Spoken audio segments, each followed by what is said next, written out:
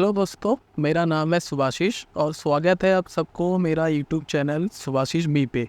दोस्तों, इस वीडियो पे आज हम बात करेंगे टाइम मैनेजमेंट के ऊपर।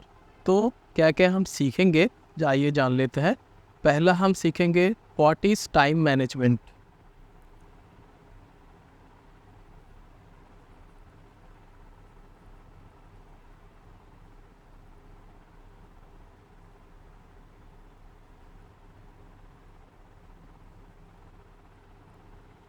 दूसरा हम सीखेंगे why should we know about time management.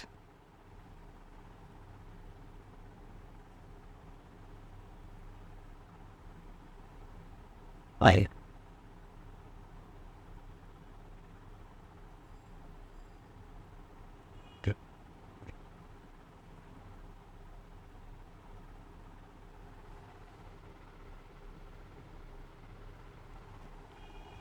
तीसरा हम सीखेंगे how can we manage time.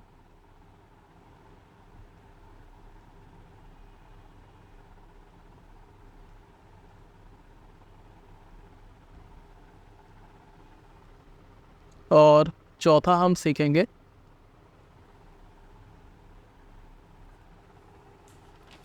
What is the process steps to be followed for time management.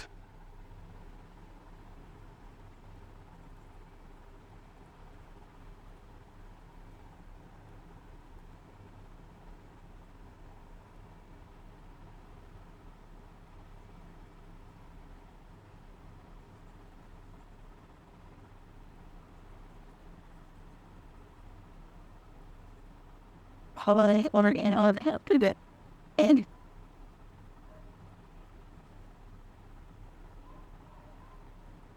दोस्तों, अभी एक एक करे हर पॉइंट को डिटेल में समझने का कोशिश करते हैं।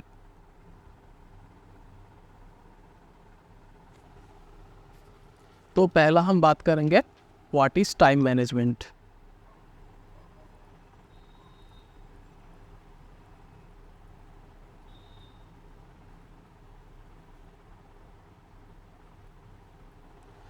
टाइम मैनेजमेंट एक ऐसा प्रोसेस है जिसके थ्रू टाइम को हम अच्छे से प्लान कर सकते हैं और सीख सकते हैं टाइम को सही तरीके से मैनेज करने का तरीका। जब हम कोई स्पेसिफिक एक्टिविटी या काम करते हैं हमारे इफ़ेक्टिवनेस, एफिशिएंसी और प्रोडक्टिविटी को बढ़ाने के लिए। अभी हम दूसरा टॉपिक पे जाते हैं।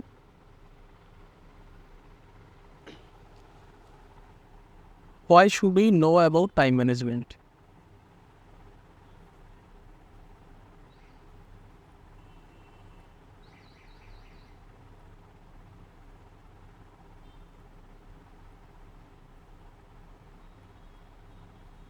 just sleep.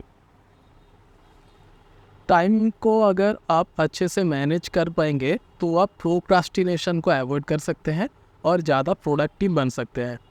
दोस्तों, अभी हम बात करेंगे प्रोक्रास्टिनेशन क्या है।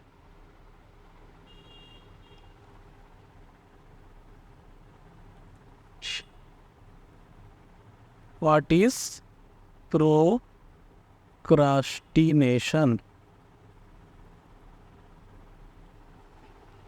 प्रोक्रास्टिनेशन का मतलब होता है कि किसी काम को अननेसेसरीली एंड वॉलेंटरीली डिले और पोस्टपोन करते रहना, ये जानते हुए भी इस काम को टाइमली ना करने से नेगेटिव कॉन्सिक्वेंस को झेलना पड़ेगा। और एक्चुअल में अगर वो काम आपने टाइमली नहीं किया तो फिर आप डिप्रेशन में चले जाते हो, आपका सेल्फ एस्टीम लो हो जाता है और आपको गिल्ट फील होने लगता है।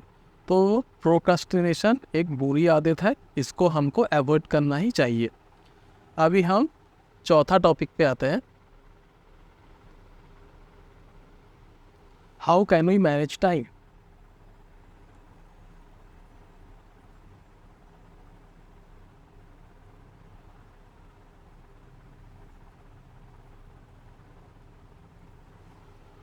दोस्तों, टाइम मैनेजमेंट करने के लिए आपको कुछ स्किल्स और टेक्निक्स जानना ज़रूरी है जिसके यूज़ करके आप कोई भी टास्क, प्रोजेक्ट या गोल को पूरा कर सकते हैं within a due date. अभी हम नेक्स्ट टॉपिक पे जाते हैं, what is the process steps to be followed for time management. I'm Italian with the cheese.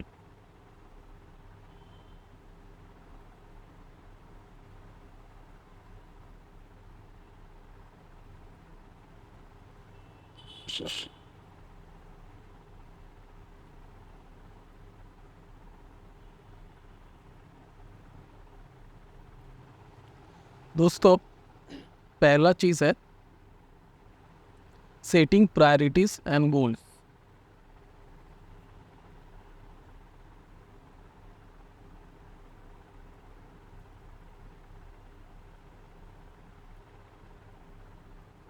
दूसरा पॉइंट पे आते हैं, एलिमिनेशन ऑफ नॉन प्रायोरिटीज।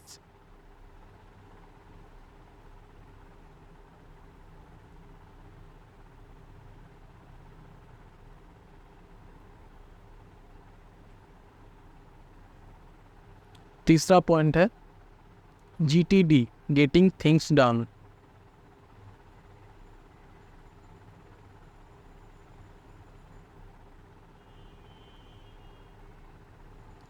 चौथा पॉइंट है इम्प्लीमेंटेशन ऑफ गोल्स।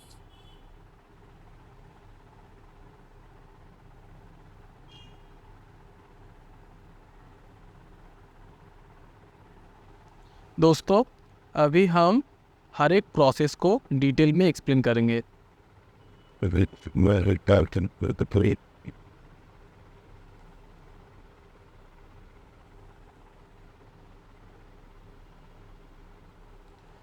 पहला जो पॉइंट है हमारा setting priorities and goals.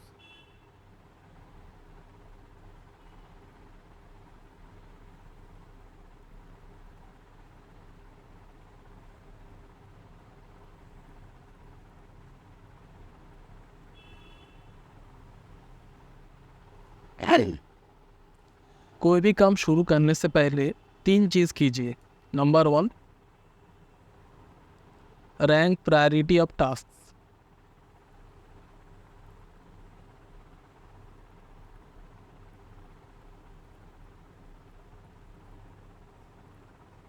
Number 2, set goals with deadline.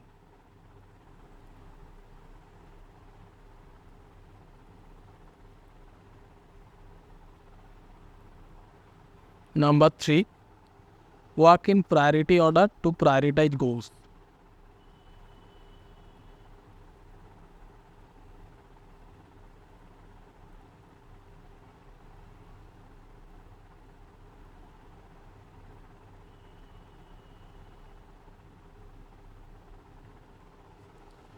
आप अपने जो भी गोल्स है उसको ब्रेक डाउन कर लीजिए एक टास्क लिस्ट पे, या फिर एक शेड्यूल पे, या फिर कैलेंडर ऑफ एक्टिविटीज़ में, जो हो सकता है डेली, वीकली या मंथली। अभी हम ऐसे 4 एनालिसिस या मेथड पे डिस्कस करेंगे जिसके थ्रू आप बहुत इफ़ेक्टिव वे पे अपना गोल को अचीव कर सकते हैं। तो आइए दोस्तों, जान लेते हैं वो 4 एनालिसिस या मेथड क्या क्या है। Number 1, ABCD analysis.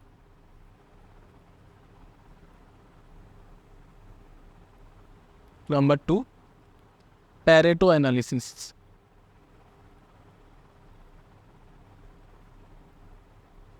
Number 3, the Eisenhower method.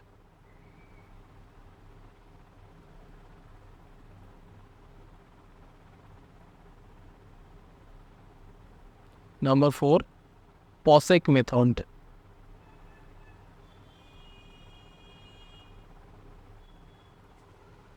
अभी हम ABCD एनालिसिस को समझते हैं।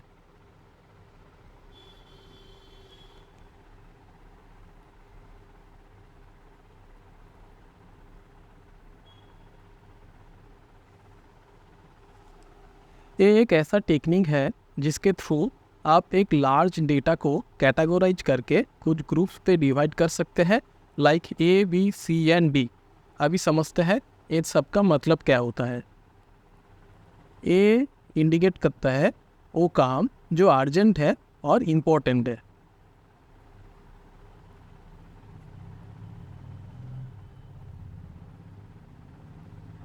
बी इंडिकेट करता है वो काम जो इम्पोर्टेंट है बट अर्जेंट नहीं है। Good. Good. Good. Good. Good. Good. Good.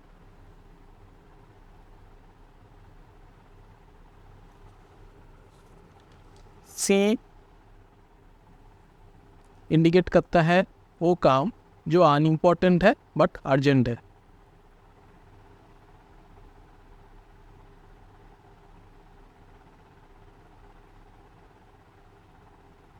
और डी इंडिकेट करता है वो काम जो अनइम्पॉर्टेंट है और अर्जेंट नहीं है।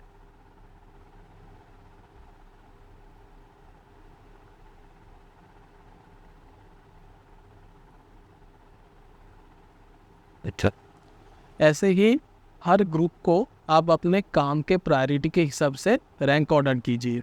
दोस्तों, अभी दूसरा पॉइंट पे आते हैं, Pareto analysis.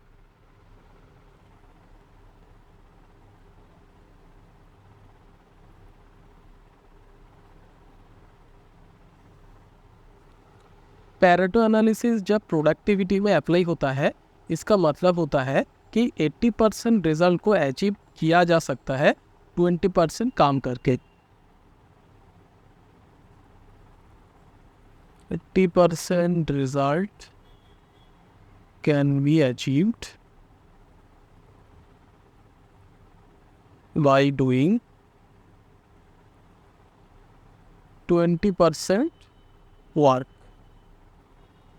in an effective way। अगर टाइम मैनेजमेंट का असली एम आपका है प्रोडक्टिविटी, तो फिर इस एनालिसिस को सही तरीक़ा से अप्लाई करें अपने फ़ायदे के लिए। अभी थर्ड पॉइंट पे आते हैं, आइजनहावर मेथड।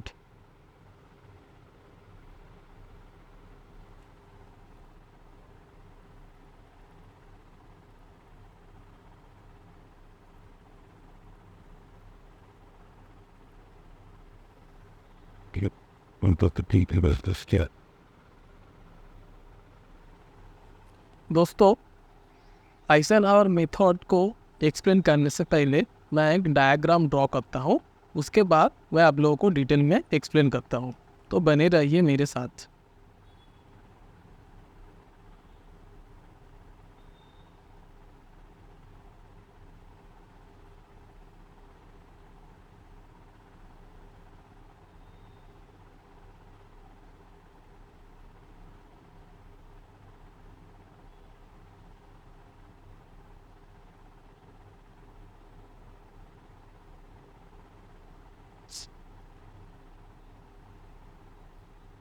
Yes.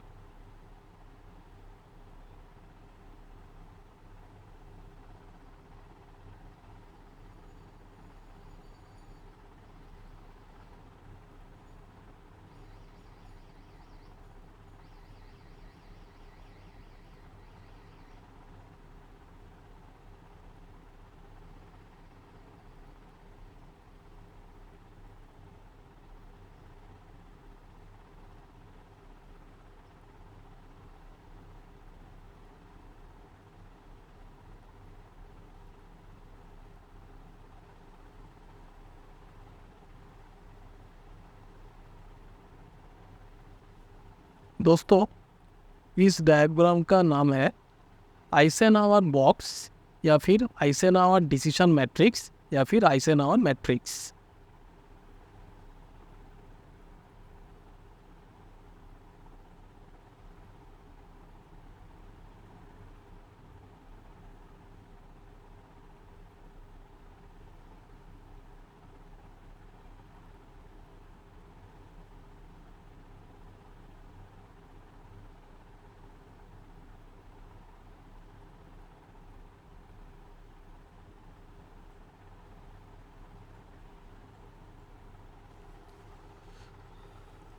इस मेथड के थ्रू हम इम्पोर्टेंस और अर्जेंसी का प्रिंसिपल को समझेंगे, जिसको यूटिलाइज करके हम प्रायोरिटीज़ और वर्कलोड को ऑर्गेनाइज करना सीखेंगे।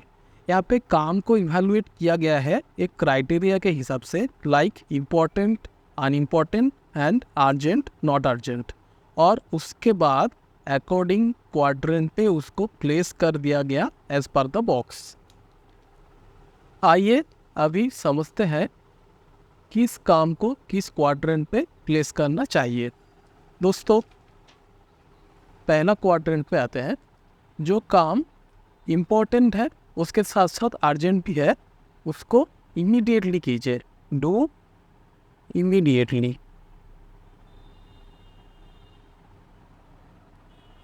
सॉरी,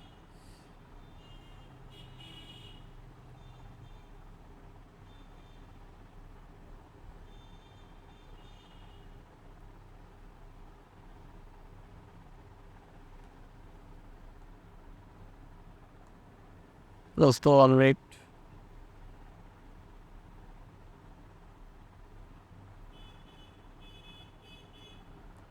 आइए मैं इसको दोबारा ड्रॉ करता हूँ। Sorry for the inconvenience. दोस्तों बने रहिए मेरे साथ इस वीडियो में।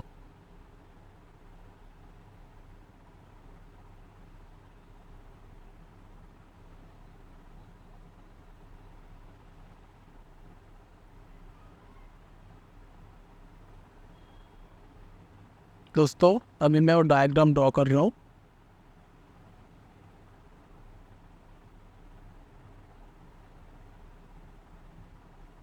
The squad line is split. In split hut.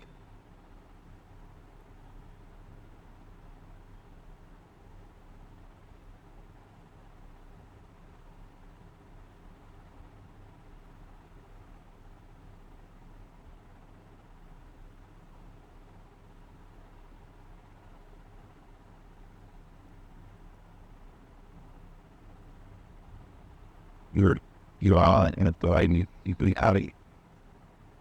Is he the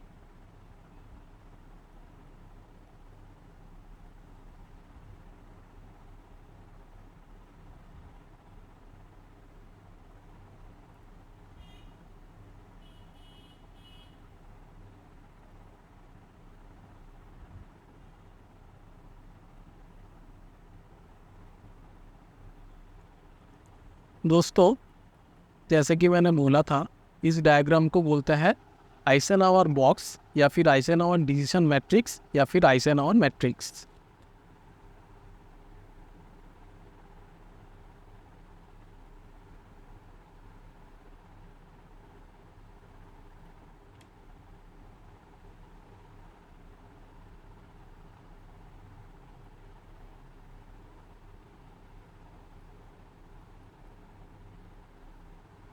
I feel nothing and you have to kill it.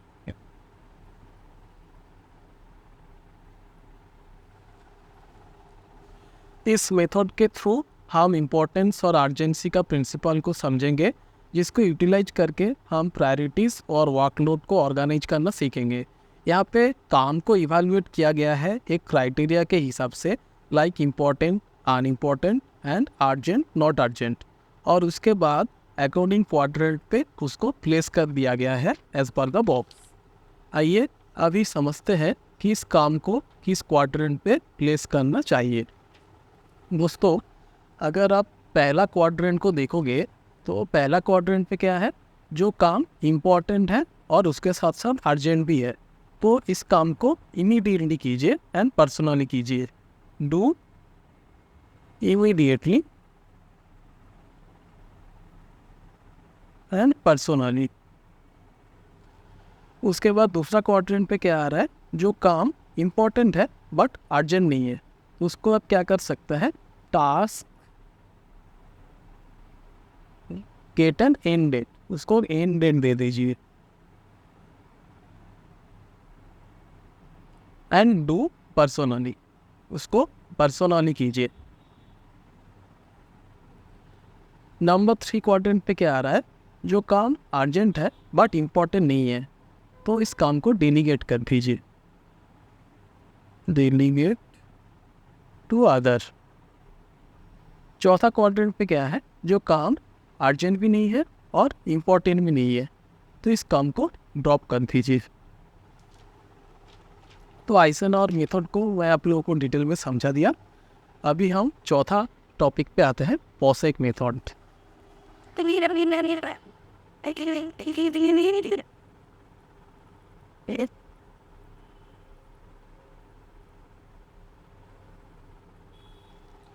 दोस्तों फुल फॉर्म ऑफ पोसेक है prioritise by organising, streamlining, economising and contributing. एक एक करके हर चीज़ को समझते हैं। P stands for prioritize.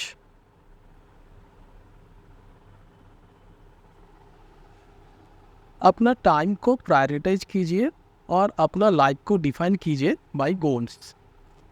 O stands for organize. Successful बनने के लिए जो चीज़ आप रेगुलरली करते हो उसको ऑर्गेनाइज कीजिए. A stands for streamline. Streamline कीजिए उस चीज़ को जो आपको करना पसंद नहीं है बट करना ज़रूरी है. E stands for economise. Economise कीजिए उन चीज़ों को जो आपको करना चाहिए या फिर आपको करना पसंद है लेकिन वो अर्जेंट नहीं है. C stands for contribute. Contribute कीजिए अटेंशन देने पे उन बाकी छोटी चीज़ों पे which makes a difference like social obligations. हमने अभी कंप्लीट किया गोल सेटिंग एंड प्रायोरिटाइजेशन. अभी आगे बढ़ते हैं. हमारा दूसरा पॉइंट है एलिमिनेशन ऑफ नॉन प्रायोरिटी.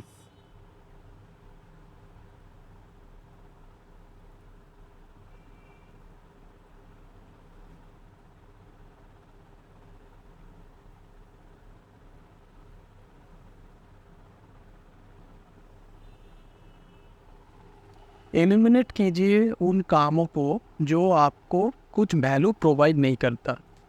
अभी नेक्स्ट पॉइंट पे जाते हैं. GTD getting things done.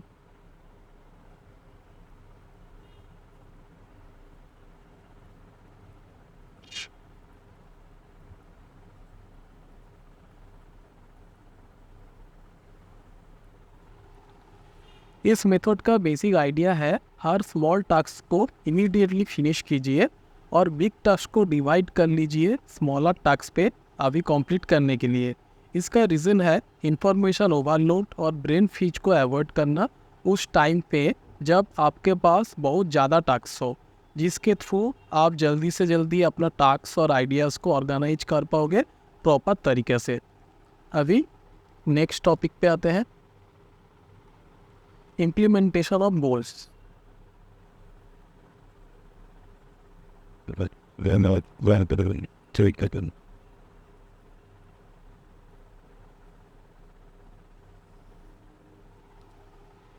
पहले एक डेली टू डू लिस्ट बनाइए. लिस्ट जहाँ पे लिस्ट ऑफ टास्क को नोट डाउन कर लीजिए एक डायरी पे और एक्सेल शीट में, और उसके साथ एक नॉट टू डू लिस्ट भी बनाइए टू अवॉइड अननेसेसरी टास्क.